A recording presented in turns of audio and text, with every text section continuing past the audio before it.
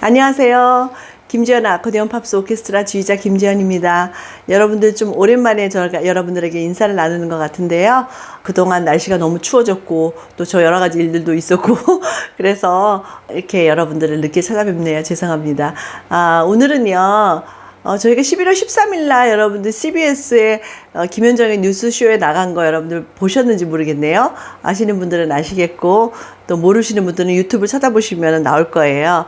근데 저희가 거기서 처음에 시작할 때 목포의 눈물을 연주를 하고 시작을 했는데 그 스튜디오 바깥에 있었던 작가님들이 그분들은 20대이고 30대들인데 그 노래를 듣고 너무 가슴이 뭉클했다, 울컥했다 이런 말씀을 이제 끝나고 나서 저한테 해주시더라고요. 그래서 제가 그분들은 이 노래를 들어본 적도 없고 잘 모르는 노래일 텐데도 이렇게 이 노래를 듣고 가슴이 울컥해지는구나 싶어서 역시 우리들의 가슴 안에는 이렇게 이런 그 트롯의 피가 또 이런 함께 느낄 수 있는 그 정서가 있구나 생각해서 오늘은 정말 많은 분들이 좋아하시고 또 아코디언 하시는 분들은 누구나 또 이 곡을 다 연주를 하고 싶어 하셔요. 그리고 뭐 잘하는 분도 있고 잘 못하는 분들도 있지만 그래도 나름 다 그 곡을 연주를 하시더라고요.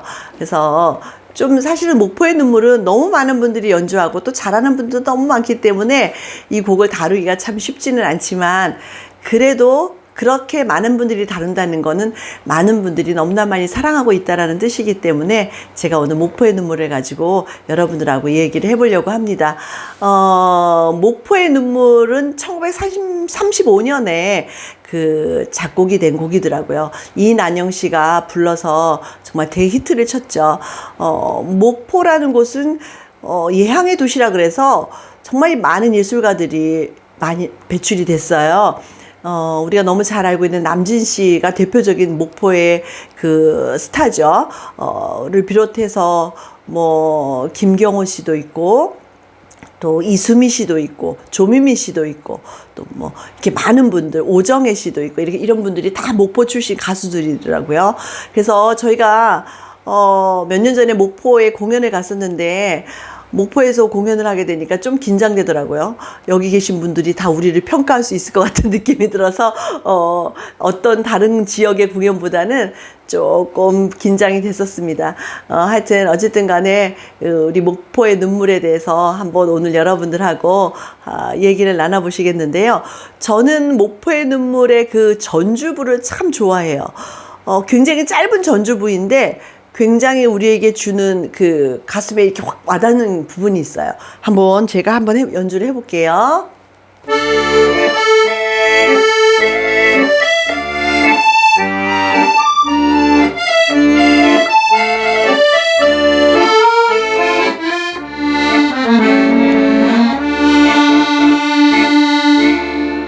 네, 이렇게 했어요. 지금 연주하시는 걸 보셨으면 알겠지만 여기에서부터 저음부에서부터 고음부까지 다 훑으면서 내려오는 이 전주부예요. 그래서 그 처음에 시작은 여기서부터 시작한데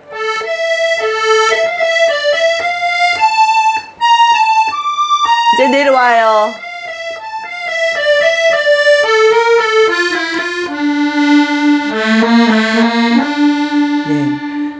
고음까지 쫙 갔다가 다시 쭉 내려올 때요. 저는 그때 막 이렇게 막 감정이 이렇게 막 몰입이 된다고 할까? 너무 저음에서 고음으로 갔다가 다시 쭉 내려오는 그 느낌이 너무 좋아요. 그래서 목포가 섬이잖아요. 그러니까 이 바다가 이렇게 막 출렁이는 그런 느낌도 들고 그래서 아주 그 전주가 매력적인 이 곡이 목포의 눈물인 것 같아요. 그래서 노래로 이제 들어가 보면 노래가 처음에 사공의 뱃노래 가물거리며 뭐 이렇게 시작되는 거죠. 사공의 뱃노래 가면 처음에 이렇게 목포의 눈물에는 이런 광경이 나오는 것 같아요. 막 이별하는 그 모습이 그 배가 이렇게 떠날 때 새악 씨가 그 부두의 새악 씨가 아렁져진 옷자락 이게 파도에 물에 이렇게 젖은 옷자락을 이제 여기 젖어 있는 그런 모습. 그러면서 목포의 서름이다. 이제 이별의 눈물인가 목포의 뭐 서름이 이렇게 끝이 나는데요. 보면은 목포에서의 있었던 그 부두에서의 그 광경, 이별의 광경을 잘 나타낸 그런 곡인 것 같습니다. 그래서 노래를 앞에 한번 해볼게요.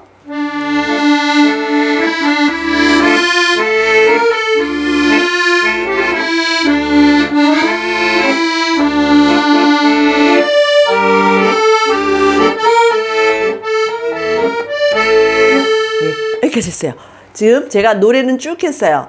그런데 빰빠빠바바바바바 이건 뭐예요? 꼬미음이죠. 장식음이에요. 메인 멜로디가 아니고 나오는 그 장식음들이 여기 몇 군데가 나오는데요.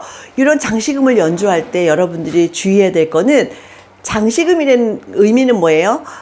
내가 뭔가 장식을 했다 했을 때는 나를 돋보이기 위해서 장식을 하는 거잖아요. 노래도 마찬가지예요. 장식을 할 때에는 그 메인 멜로디를 돋보이게 하기 위해서 장식음을 쓰는 건데 여기에 장식음이 멜로디를 더 능가해서 한다든지 하면 멜로디가 죽겠죠. 그러니까 장식음은 항상 멜로디를 잘 배려할 수 있는 그런 사운드로 한다든지 아니면 뭐 터치를 한다든지 이렇게 해서 멜로디가 살 수 있게 해주시면 좋을 것 같아요. 다음 3악도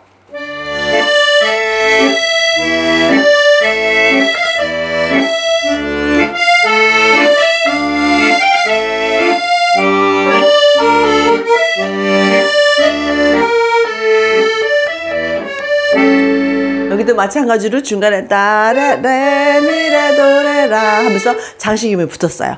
그 다음 가기 위해서 장식이 붙었고 그 다음에 부두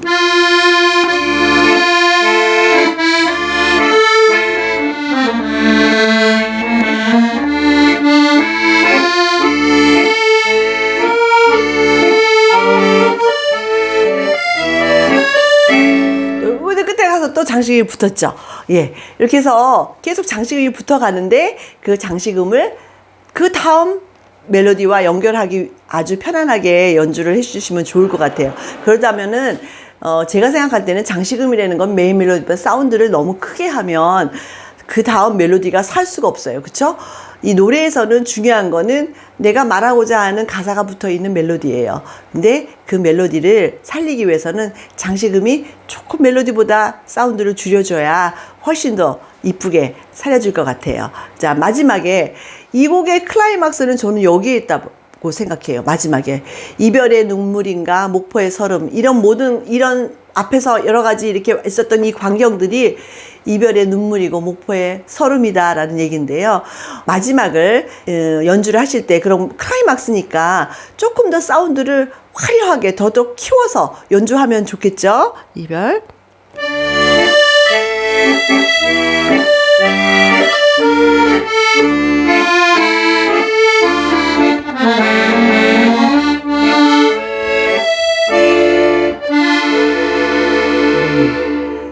이별의 눈물인가 목포의 서름이다 이런 게 이때까지 전부 다 했던 이 모든 것들이 목포의 서름이다라는 얘기인 것 같아요.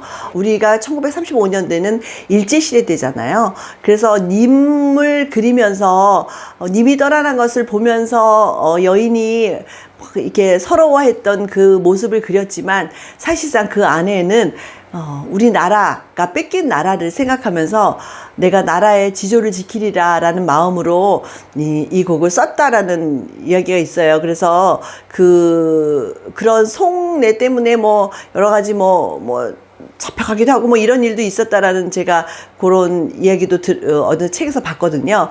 그런 거 보면 우리나라 사람들이 굉장히 이제 그 일제시대에 뭔가 벗어나기 위해서 많은 노래로 표현도 하기도 하고 여러 가지 뭐 항쟁도 하기도 하고 한 것도 하기도 하고 여러 가지 하면서 나라를 지키려고 했던 그 마음들이 이 노래에서도 잘 나타나고 있고 또 그래서 우리가 이런 내용들을 잘 모르지만 이 노래를 들었을 때 뭔지 모르게 같은 피가 흐르고 있기 때문에 그런 걸 느낄 수 있는 그리고 그냥 울컥할 수 있는 그런 노래인 것 같아요. 그래서 여러분들이 많이 이 곡을 연주하시지만 이런 내용들을 생각하시면서 또 이거 때문에 어떤 기법도 요럴 때는 좀 키워서 내가 연주해야지 요럴 때는 좀 죽여서 연주해야지 이런 것도 생각하시면서 연주를 하시면 똑같은 목포의 눈물이지만 훨씬 더 멋진 목포의 눈물을 많은 분들에게 선사할 수 있을 거라고 생각됩니다.